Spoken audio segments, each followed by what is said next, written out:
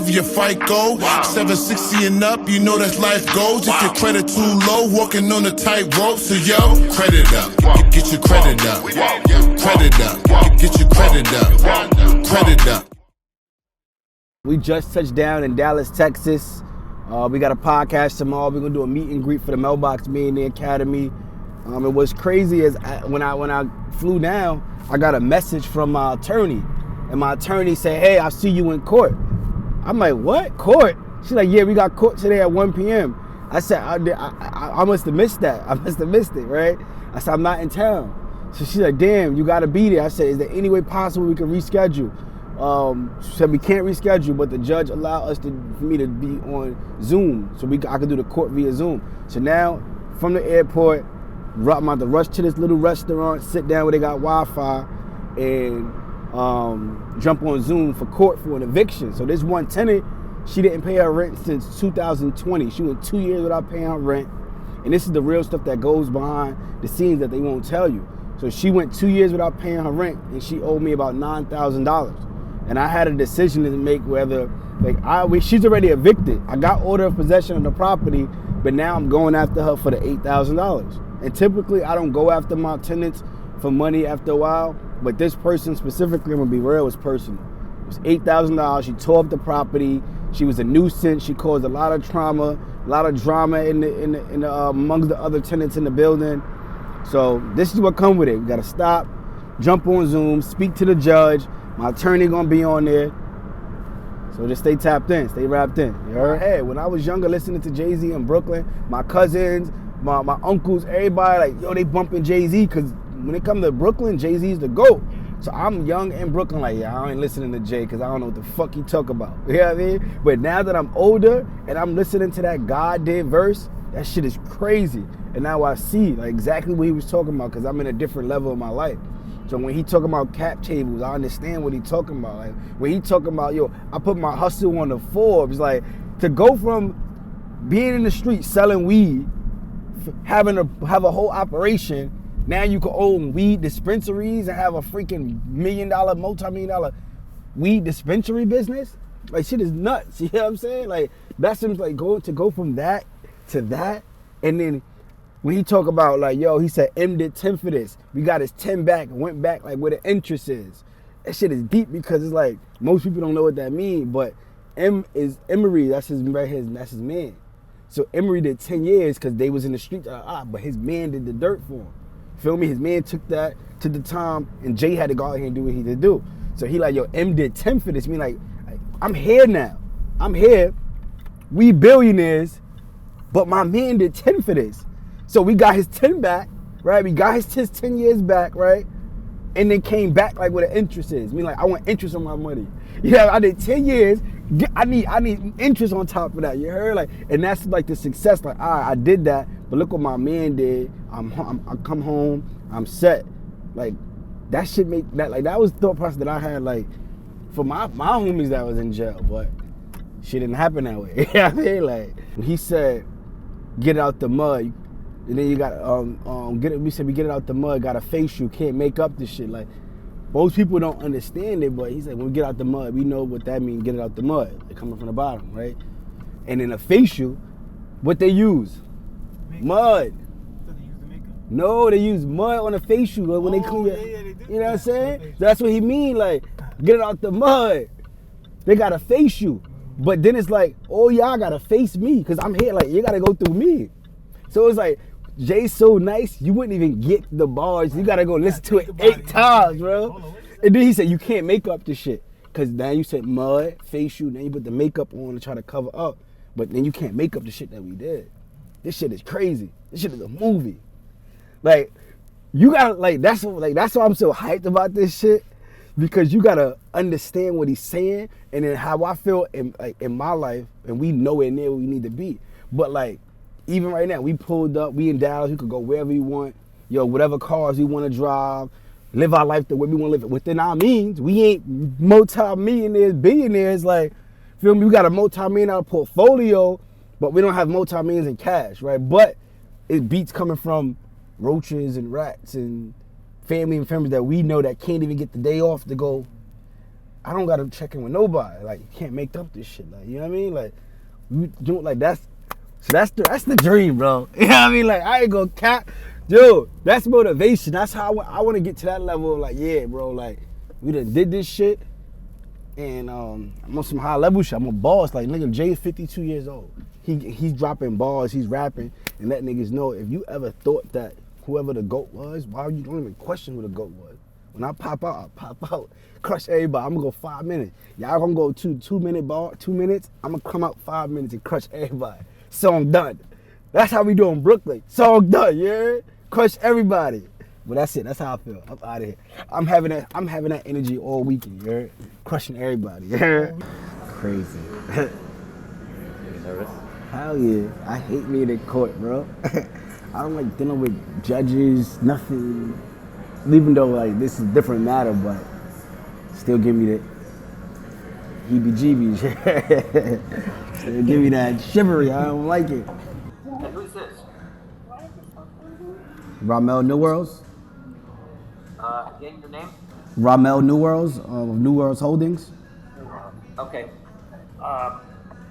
In regards to getting her evicted from the premises due to damages. There was an issue with her dog that was causing trouble with other tenants and their pets, breaking the lease. I knew that. I was aware of that at the time. How did that, her vacation of the premises come about? We actually had the eviction process happen, and the constable came out to remove her from the apartment. No. I have none. No cross-examination.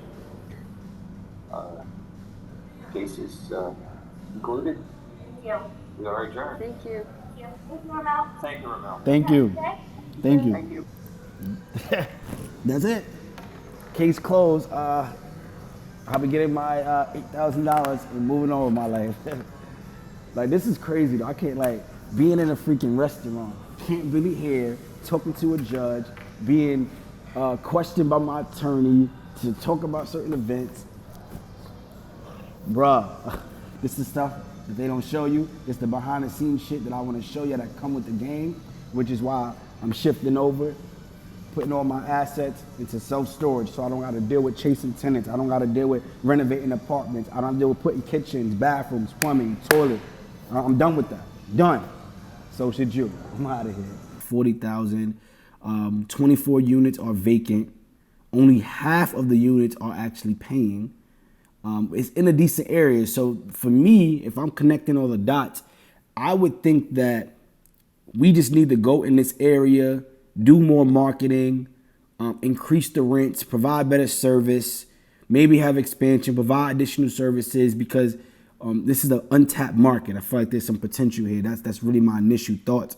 But we obviously got to get down to the numbers. So now I'm going to put these numbers in my evaluator. So whenever we evaluating deals, these are 3 things that we want to make sure we always get. A management summary, which gives us a snapshot of a day-to-day activity. Day-to-day activity on a month-to-month basis. Like, you really can get a snapshot of the business and actually what's going on. They small, bro. I looked in the mirror, bro, and I was like, damn. I'm sure it's small. I think when I put them in the dryer, bro, they shrunk. Like when did you start wearing? They weren't that short, bro. Nah, bro. When I was on a boat, it was that short too? Yes, bro. I've been saying, bro, what's up with you in the hoochie shorts, bro? That's the style now, but you know me, I don't do that. Yeah, I like the 80s look, I'm not. man. Michael Jordan back in the day. When I don't do styles. I'm back. I'm still 2000s. You heard? I'm stuck in the 2000s. I don't do that. So how did you get to the hoochie shorts though? Yo, Because that wasn't your style, but that was a style. First of all, look, this is how it went, bro. So, like I said, I like the 80s look, right? For the shorts, basketball shorts. So I started wearing them from basketball first. Then I wore them outside one day. I was like, oh shoot, I like the way this look on my outfit. This is before I even knew anything about Hoochie Daddy shorts. So I had ordered these with Nino. He sent them to me. I wore them, and then some girl commented on my post. Yo, you wearing Hoochie Daddy shorts? I'm like, wait, what? Hoochie Daddy shorts? So I didn't know anything about that, honestly. I just picked it from the style of the 80s. So. Oh yeah, they Hoochie Daddy. I don't do that. You heard me? So today, yo, listen, man, we tapped. It's gonna be a beautiful day today. We're gonna go check out a storage facility, really kind of do some evaluations. After that, we're gonna go get something to eat. Oh no, we gotta get something to eat first, then do that. Then we got a podcast, so I'm gonna be tapped in with my guy, Xavier. We're gonna go do the Millionaire Mindsets podcast. Millionaire Mindsets podcast is like one of the top 3 podcasts out for like young entrepreneurs. You crushing it. We doing that, and then we got a meet and greet for all mailbox millionaires. So if you got the course, if you in the private inner circle mentorship, if you in the Dallas, Texas area, you want to tap it with us, we got a private meet and greet. We're gonna have some good food. We're gonna go bowling and just build the community, because it's 3 components when it comes to really being successful. So for example, when we think about going to college, when you go to college, they have education, so you got to have that education component. They also have community, which is fraternities, sororities, these different student groups and clubs, right? And then they have representation. So they'll have teachers or instructors or special guests coming in, and they also have lectures. And that's what we're trying to build out when it comes to Mailbox Millionaire Academy, is really build a university, build this community. So the education, they have it every time we have classes. The community part is us being able to do things like this, networking together, having meet and greets, and that representation comes from us, bringing in special guests. Like we had Master P, we had Wallow, right? We got, high level people that's coming in to really speak, pouring in. So that's what it's about. Stay tapped in. If you're not a mailbox millionaire, listen, the price is going up. I'm telling you, the price is going up. From nothing to something I'll never be. Tycoon and I'm Jay with the thizzle face. I'm nothing my section has ever seen. Run the ice so I'm clutch, I don't need a screen. This year, I set a goal, and I said I want to make $1 million in a month. That's my goal. If you go back and check the videos, you me go on Instagram Live, New Year's Eve, you go look at it. I'm like, yo, my goal is to make $1 million in a month. I haven't done $1 million in a month yet. We done 200, 300, 400,000, but I haven't hit $1 million in a month. And I really had to sit back and think, like, in order for me to hit $1 million in a month, I have to become $1 million person. What does $1 million person look like, right? Like, okay, I gotta have better, like, capacity to speak, better capacity to do more, better capacity to think better. That comes from eating healthy, that comes from exercising, that comes from being spiritually aligned. Like, all of these things, right? I said, like, yo, my goal, which I'm reading books, like, 'cause typically I don't read books. I do audio or YouTube or like, but sit down and read, it's like, damn, do I got time to do that, right? Because my goal is to become mentally fit, physically fit, financially fit, spiritually fit, and emotionally fit. Most of the time, you never have nobody that's fit in all of these categories. Something takes a hit. Something takes, like, sacrifice. But I'm like, if I could strive to be that, like, it may not be 100% fit in all, but like 80%, you could walk on water, bro. Imagine being financially strong, mentally, emotionally, physically, emotionally, bro. But you could run through a wall, bro. I could fly. I might just jump. I could fly. You know what I'm saying? And to get to that goal, it starts with eating salad. So right now we at this storage facility in Texas. About to do a nice little walkthrough. This is a great location because it has indoor units. This is indoor, and it also has outdoor units. So it's really, really cool. This right here, if you think about this, right, like this is the whole blueprint. I just want to show you really quick. Think about how big this unit is. If you put a champagne wall back here or a white backdrop here, and now you can have people come in, content creators, do content now, and now it's a limited amount of money that they got to spend. They don't need to rent out an entire space. This is good enough to do podcasts, to do photo shoots, really just to shoot your content, do your IG reels. This is more than enough space to do that. You got to get creative, y'all. You can't do things the old way. You can't do regular real estate. You got to get creative. This traditional real estate is dead. I'm telling y'all, man, gotta get creative. One of the biggest things that we want to like always look at, there's a few things that we always want to look at when it comes to buying a self-storage facility. One of the biggest things we want to look at is first the size, because based upon the area, think about it. If you move into an area where there's a big family, then they're probably gonna go with a bigger unit. But now families are actually being smaller and smaller. So if you think about apartment buildings, they're making 1s and 2s. 1s and 2 bedrooms are actually more pricier than 3s and 4s because 1s and 2s are in high demand. Same thing when it comes to a unit. These are in higher demand, these type of units. These are in higher demand than the bigger units because most of the times people just want something small to pack things away and keep going. See you, good to meet you, everything. It's Xavier, this crew. Xavier, this How's it going, brother? Pleasure to meet you, bro. Oh, y'all from New York? San Diego. I'm San Diego, yeah. How you like the fellas? love it. Yeah, I love it. I'm about to move down here. It's looking good so far. Yeah. Nice setup. Appreciate it.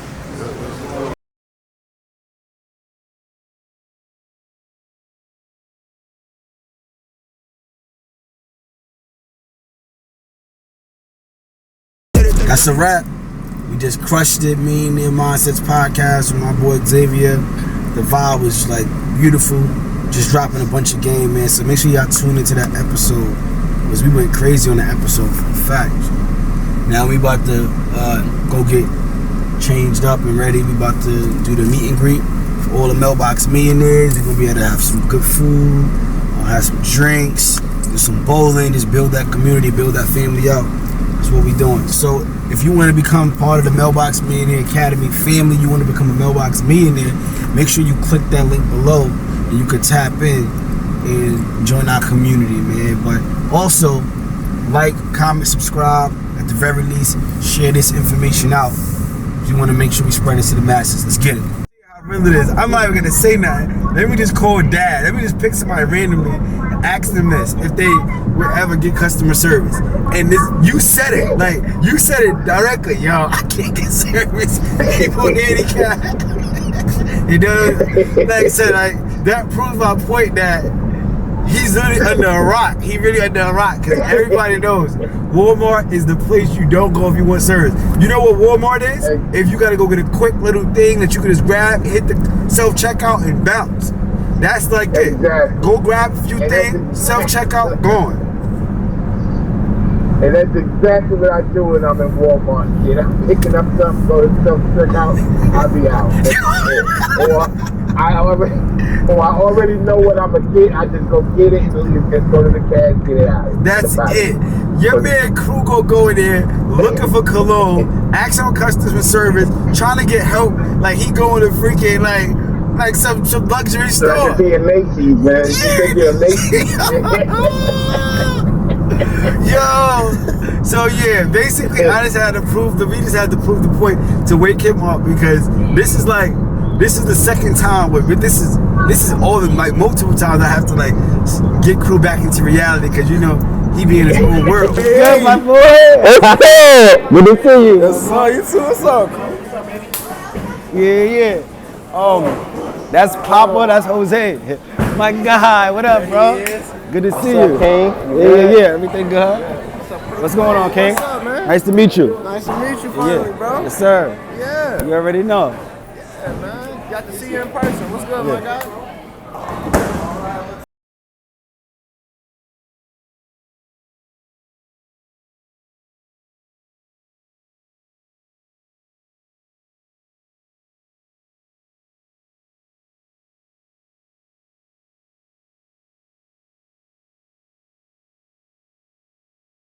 Selling money.